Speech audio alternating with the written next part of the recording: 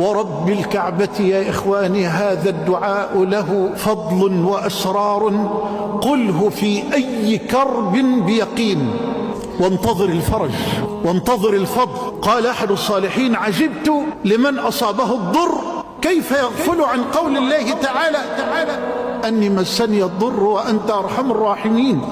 فإن الله جل وعلا يقول بعدها: فاستجبنا له فكشفنا ما به من ضر.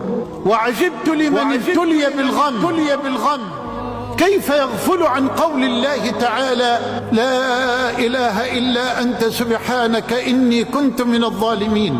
فإن الله جل وعلا يقول بعدها: فاستجبنا له ونجيناه من الغم وكذلك ننجي المؤمنين.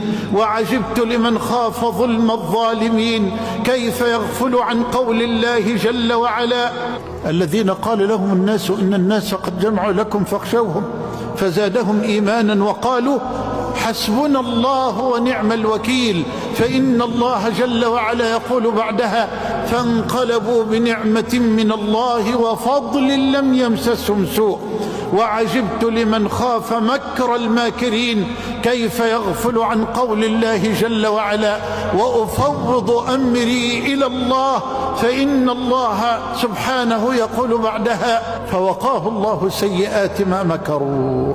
الجأ إلى الله جل وعلا وتضرع إليه، واعلم بأنه سبحانه وتعالى يحب العبد الذي يلح في الدعاء ويكثر منه. ولا تستعجل، يستجاب لأحدكم ما لم يعجل. قيل: وما الاستعجال يا رسول الله؟ قال: يقول: قد دعوت وقد دعوت ولم أر يستجاب لي، فيستحسر عند ذلك ويدعو الدعاء.